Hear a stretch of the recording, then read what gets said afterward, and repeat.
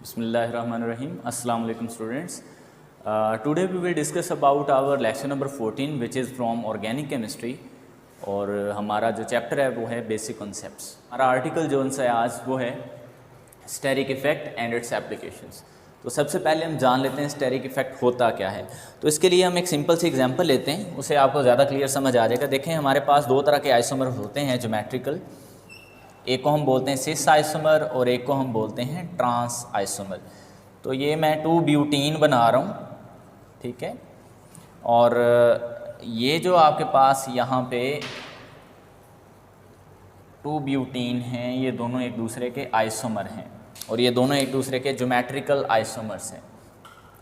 इसको हम बोलते हैं ट्रांस 2-ब्यूटीन और ये हमारे पास है सिस 2-ब्यूटीन।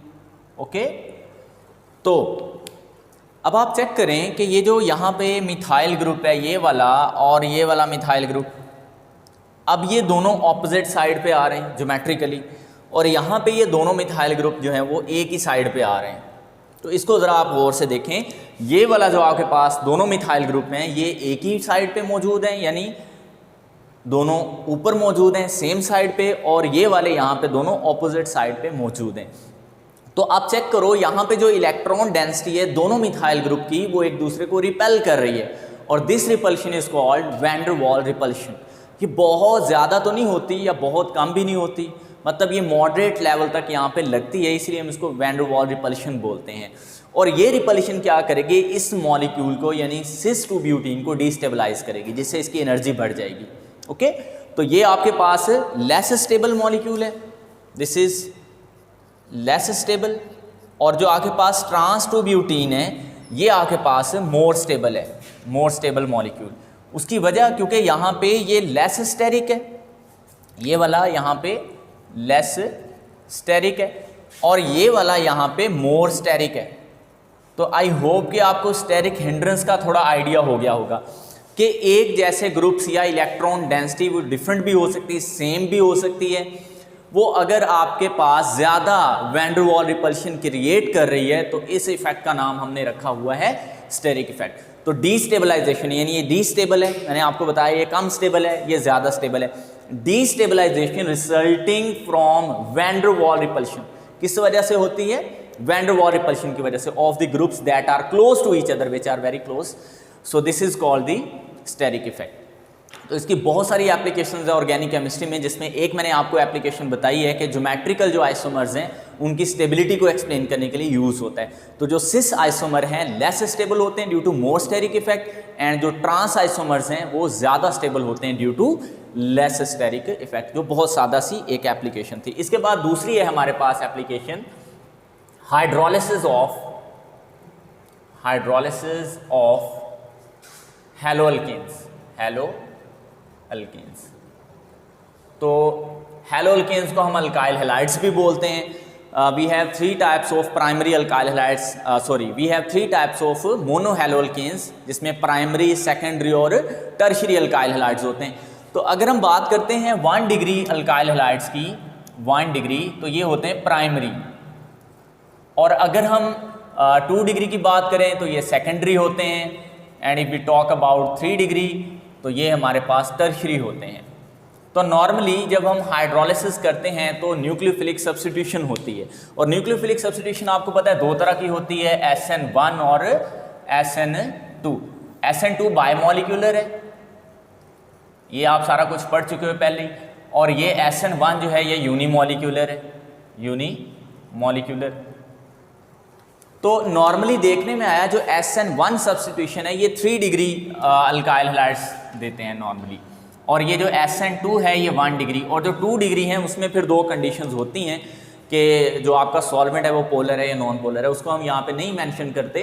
तो अगर 3 डिग्री हैलोअल्केन्स यानी अल्काइल हैलाइड्स होंगे जो कि टर्शियरी अल्काइल हैलाइड होते हैं, तो नॉर्मली हम कहते हैं वो SN1 मैकेनिज्म शो करते हैं, और जो आपके पास 1 डिग्री यानी प्राइमरी अल्काइल हैलाइड्स होते हैं वो SN2 मैकेनिज्म के थ्रू जो है वो रिएक्शन देते हैं।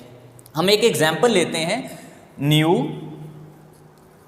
Pentyl bromide, new pentyl bromide. सबसे पहले हम देख लेते हैं न्यू पेंटाइल, न्यू कार्बन होता क्या है। देखिए आपके पास CH3C, CH3, CH3 और ये CH3, इसको बोलते हैं न्यू पेंटेन। और ये वाला जो कार्बन है इसको क्वार्टरनरी कार्बन बोलते हैं। ये 4 डिग्री कार्बन है।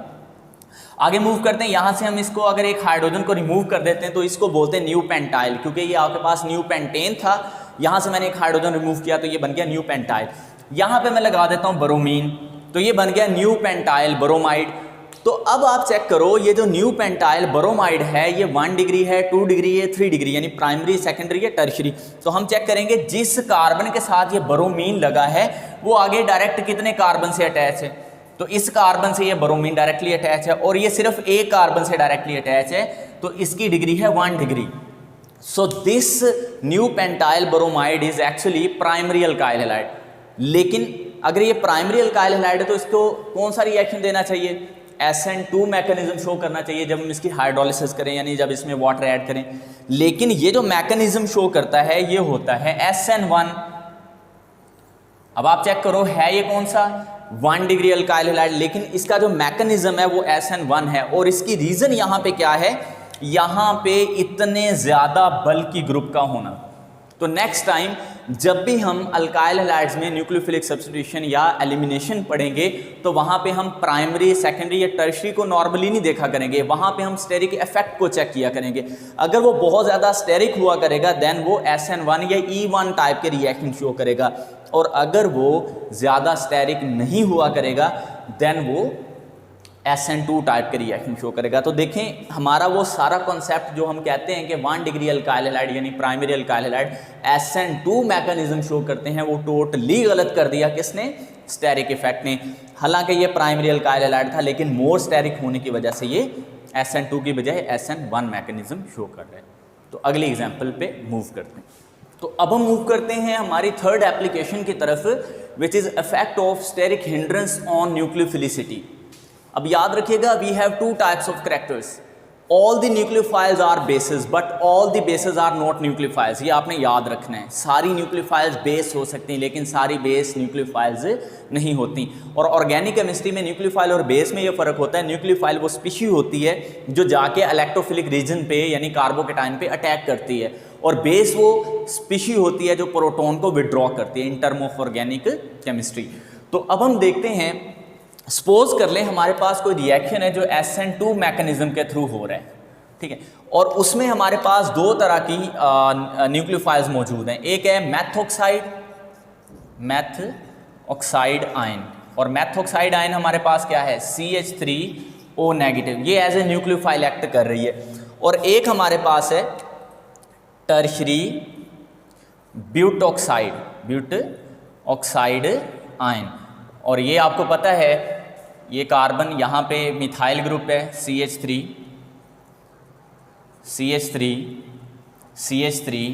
ये टर्शरी अल्कोहल से बना होगा, टर्शरी ब्यूटॉक्साइड आयन ये वाला। अब इन दोनों न्यूक्लियोफाइल्स में से अगर हम ये वाली न्यूक्लियोफाइल यूज करेंगे, ये वाली मैथऑक्साइड आयन, तो इसका न्यूक्लियोफिलिसिटी करैक्टर अच्छा होगा, that is a good nucleophile. But if we talk about our second example which is tertiary butoxide ion, ये है गुड बेस या बैड न्यूक्लियोफाइल है, ये बैड न्यूक्लियोफाइल। तो आप चेक करो, अगर हम SN2 मैकेनिज्म लेना चाहते हैं और हमने यहाँ पे मैथऑक्साइड आयन जो है वो एज ए न्यूक्लियोफाइल यूज की है यानी मिथाइल अल्कोहल, तो आपके पास न्यूक्लियोफिलिक SN2 मैकेनिज्म होगा। लेकिन अगर आप उसको चेंज कर देते हो टर्शरी ब्यूटॉक्साइड आयन के साथ जो कि ज़्यादा स्टेरिक है, तो इस ज़्यादा स्टेरिक हिंड्रेंस होने की वजह से ये अच्छी न्यूक्लियोफाइल नहीं रही, इसकी न्यूक्लियोफिलिसिटी हो गई डेक्रीज, और इसकी जो बेसिसिटी है वो क्या कर गई है? इंक्रीज कर गई है। तो अगर आप टर्शरी ब्यूटॉक्साइड आयन ऐड कर दोगे तो आपका जो मैकेनिज्म है वो न्यूक्लियोफिलिक सब्स्टिट्यूशन से एलिमिनेशन में चला जाएगा, क्योंकि आपको पता है न्यूक्लियोफिलिक सब्स्टिट्यूशन में न्यूक्लियोफाइल जो है वो जाके इलेक्ट्रोफिलिक रीजन पे अटैक करती है, लेकिन अगर ये बेस के तौर पे एक्ट करेगी तो ये तो वहाँ से प्रोटॉन को विड्रॉ कर लेगी और वहाँ पे अल्कीन यानी डबल बॉन्ड बन जाएगा।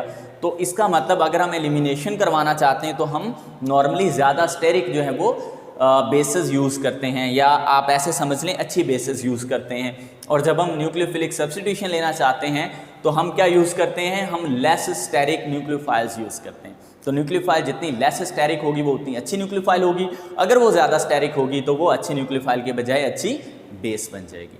आई होप कि ये पॉइंट आपको समझ आ गया होगा। अब हम मूव करते हैं हमारी फोर्थ एप्लीकेशन की तरफ। तो आइए हमारी नेक्स्ट एप्लीकेशन की तरफ मूव करते हैं, which is acidity of alcohols. Alcohols को अगर हम देखें तो नॉर्मली तो ये बेसिक करैक्टर की होती है, लेकिन अगर हम इन टर्म ऑफ इनको एसिडिटी लें तो इनका एसिडिक करैक्टर बहुत कम होता है, यानी इनके pKa वैल्यू बहुत ज़्यादा होती है, 9 से ज़्यादा होती हैं। तो नॉर्मली ये बेसिक होती हैं, लेकिन अगर हम सिर्फ एसिडिटिक टर्म में इसको यूज़ करते हैं तो फिर इनकी एसिडिटी जो है वो कम या ज़्यादा होती है on the basis of steric effect. तो सबसे पहले हम मिथाइल अल्कोहल ले लेते हैं। तो मिथाइल अल्कोहल जब आयोनाइज होगी तो इससे बनेगा मेथोक्साइड आयन, जो अभी हम बात भी कर रहे थे, और प्लस में प्रोटॉन। ठीक हो गया। उसके बाद अगर हमारे पास इथाइल अल्कोहल है, इस तरह ये भी प्राइमरी अल्कोहल है, तो इससे एथोक्साइड आयन बन जाएगा और प्लस में बनेगा H पॉजिटिव। इसी तरह अगर हमारे पास पोज करें सेकेंडरी अल्कोहल है, इस तरह ये सेकेंडरी कार्बन है, यू कैन चेक, ये कार्बन 2 से डायरेक्टली अटैच है, तो ये अल्कोहल सेकेंडरी है। तो इसमें हमारे पास इसका जो कॉन्जुगेट बेस बनेगा, चलो मैं ऐसे ही लिख देता हूँ, तो यहाँ पे ये O नेगेटिव और प्लस में क्या बनेगा H पॉजिटिव। और अगर हमारे पास ये टर्शरी होती, यानी यही अल्कोहल हमारे पास टर्शरी होती, तो हमारे पास इसका जो कॉन्जुगेट बेस है वो टर्शरी बनता। तो याद रखिएगा स्टूडेंट, जो भी हमारे पास एसिड होता है ना, उसकी स्ट्रेंथ को चेक करने के 3 क्राइटेरियाज हैं। सबसे पहला क्राइटेरिया होता है कि उसके प्रोटॉन देने की टेंडेंसी कितनी अच्छी है, तो वो अल्कोहल्स की बिल्कुल भी अच्छी नहीं होती। दूसरा क्राइटेरिया ये है जो उसका कॉन्जुगेट बेस है वो कैसा है, वो स्ट्रॉन्ग है या वीक है। अगर किसी एसिड का कॉन्जुगेट बेस स्ट्रॉन्ग हो तो वो एसिड अच्छा एसिड नहीं होता, और अगर एसिड का कॉन्जुगेट बेस वीक हो तो वो अच्छा एसिड होता है, यानी इनवर्स रिलेशन होता है कॉन्जुगेट बेस के साथ एसिड का।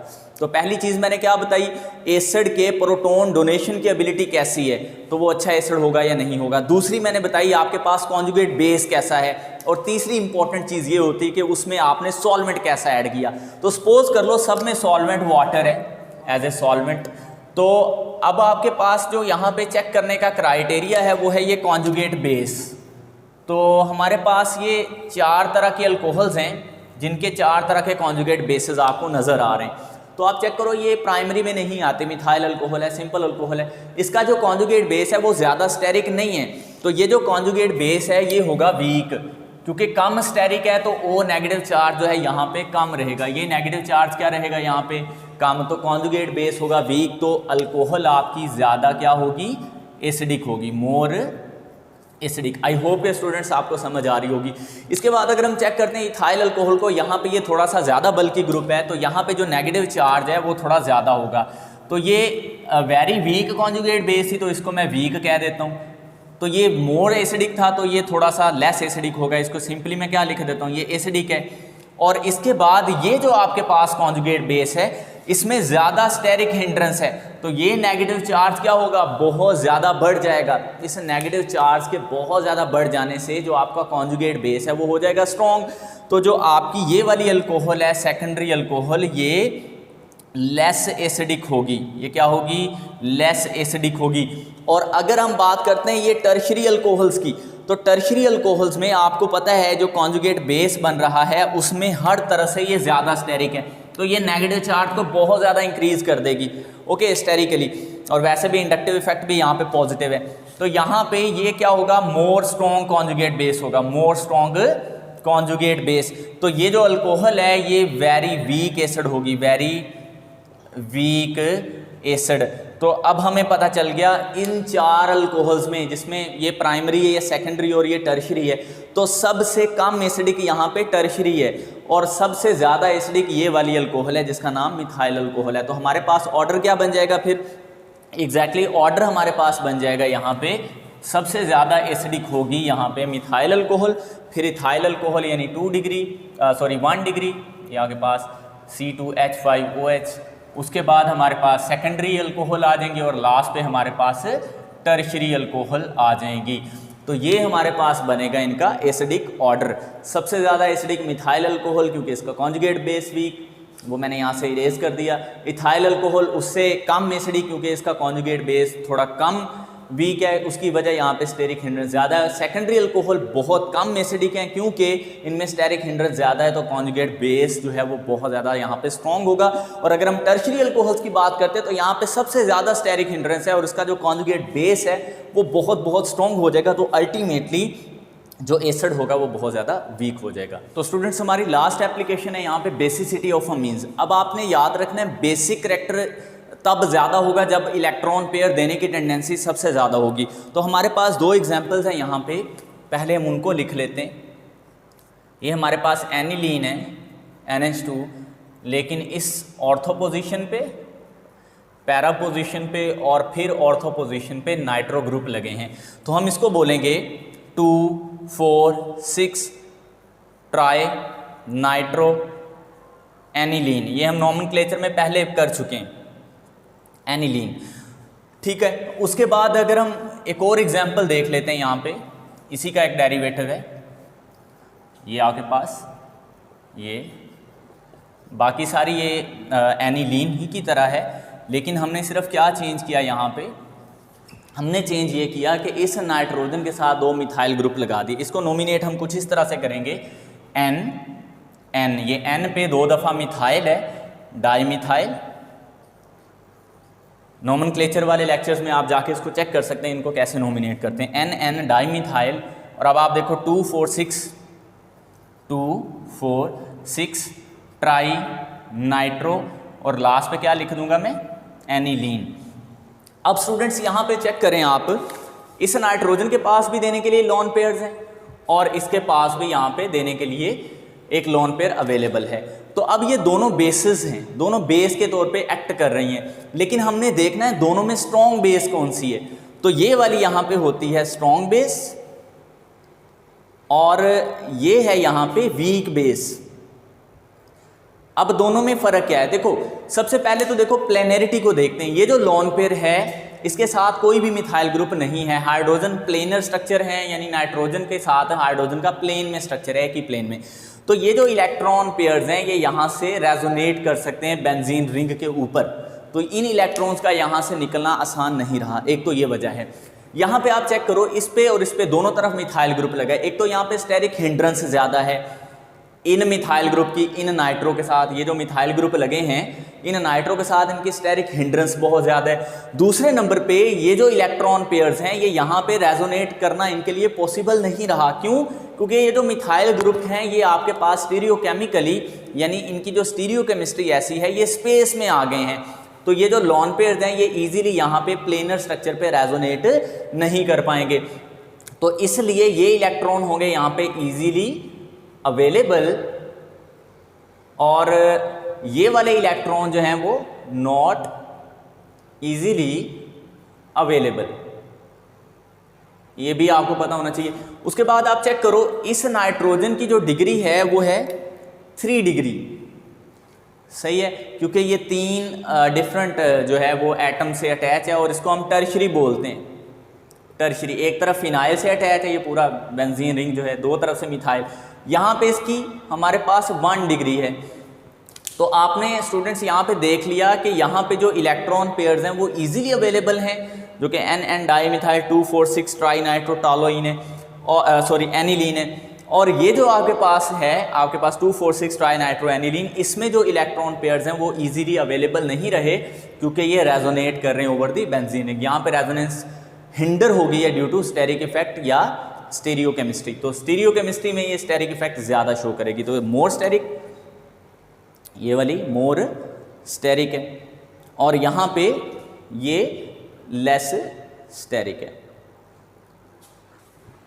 इसके बाद हम कुछ नॉर्मल जो हमारे पास एलिफेटिक अमीन्स हैं उनकी भी थोड़ी सी बात कर लेते हैं। देखें हमारे पास प्राइमरी अमीन्स हैं 1 डिग्री, यानी RNH2, ये प्राइमरी हैं 1 डिग्री।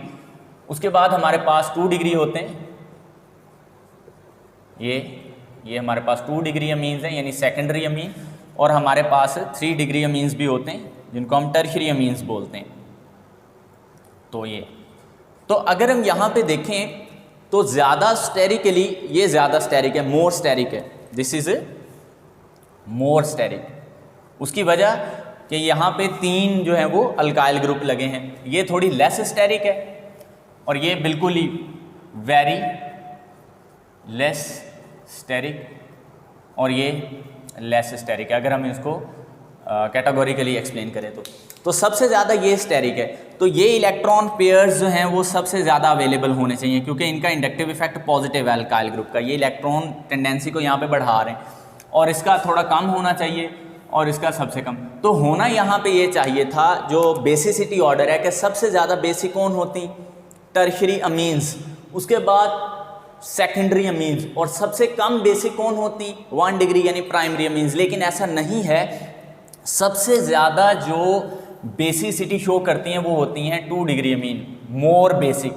मैं फिर बता रहा हूँ, इनको मॉडरेटली बेसिक होना चाहिए था अगर हम टर्शरी अमीन से बात करते, इनको सबसे ज़्यादा बेसिक होना चाहिए था, लेकिन ज़्यादा बेसिक कौन है 2 डिग्री अमीन्स।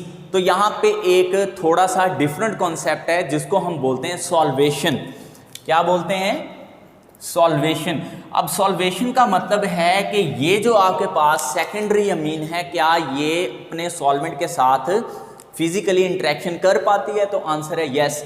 लेकिन टर्शरी अमीन्स अपने सॉल्वेंट के साथ सॉल्वेशन फिजिकली इंटरेक्शन नहीं कर पाती। यही वजह है जो आपके पास टर्शरी अमीन्स हैं वो ज़्यादा बेसिक नहीं होती सेकेंडरी अमीन से, हालांकि इनको होना चाहिए था due to more steric effect, ये एक एक्सेप्शन है। तो हमारे पास जो ऑर्डर बनेगा वो ये बनेगा, सबसे ज़्यादा सेकेंडरी हैं, उसके बाद टर्शरी हैं और लास्ट पे क्या है, प्राइमरी। तो ये हमारे पास ऑर्डर है बेसिसिटी इन अमीन्स यानी एलिफेटिक अमीन्स। एलिफेटिक अमीन्स का जो आपके पास बेसिसिटी ऑर्डर है वो कुछ यूँ बनते हैं और इसकी वजह मैंने बता दी, सेकेंडरी अमीन्स क्यों ज़्यादा बेसिक हैं हालांकि टर्शरी को होना चाहिए था, इसकी वजह यहाँ पे सॉल्वेशन है। तो आई होप के स्टूडेंट्स आपको स्टेरिक हिंड्रेंस समझ आ गया होगा। इसको अपनी नोटबुक्स पे प्रैक्टिस कीजिएगा, जहाँ पे आपको समझ नहीं आ रही उसको रिवाइज़ करके बार बार देखें। अल्लाह हाफिज़।